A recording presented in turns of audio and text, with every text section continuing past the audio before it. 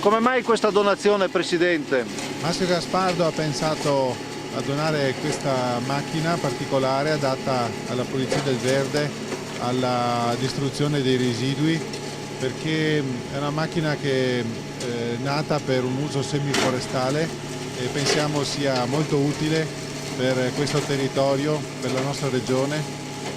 Massimo Gaspardo è sensibile a purtroppo un evento tragico, drammatico che ha colpito i nostri territori e quindi la tempesta Vaia ha devastato molte zone boschive e questo è un attrezzo che può essere molto utile per pulire i percorsi e le strade colpite da questo maltempo. Oggi noi siamo qua per ricevere questo regalo, questo omaggio da parte della ditta Maschio, che è molto apprezzato e molto sentito e sarà anche molto utile per la nostra attività.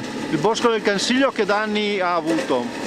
Il Bosco del Cansiglio ha avuto circa 30.000 metri cubi di schianti in maniera distribuita, a macchia di leopardo, non concentrati, e le nostre imprese sono già al lavoro da oltre 2 mesi per recuperare intanto il faggio e poi l'abete rosso. Non abbiamo avuto dei grossi problemi, però ne abbiamo avuto anche noi, insomma circa 2 anni di raccolta di legno sono stati devastati dalla tempesta Vaia. Quindi l'agenzia si è subito attivata?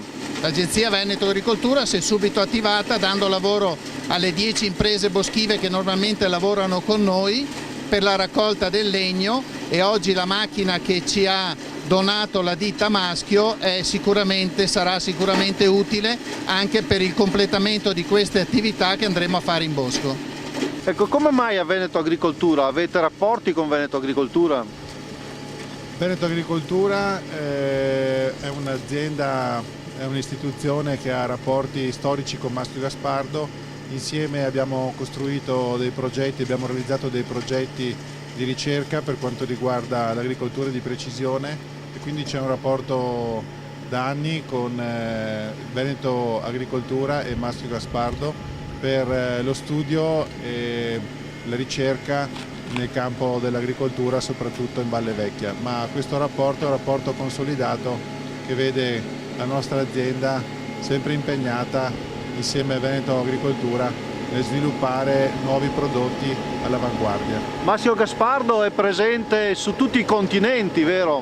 Da Campodarsego in giro per il mondo. Le nostre fabbriche sono in India, in Cina, in Romania, in Italia, nelle 3 regioni Lombardia, Friuli Venezia Giulia e Veneto, e con diverse sedi commerciali nei vari paesi dove rappresentiamo i nostri prodotti, la nostra gamma e dove possiamo offrire il servizio a tutti i nostri clienti in ogni paese del mondo.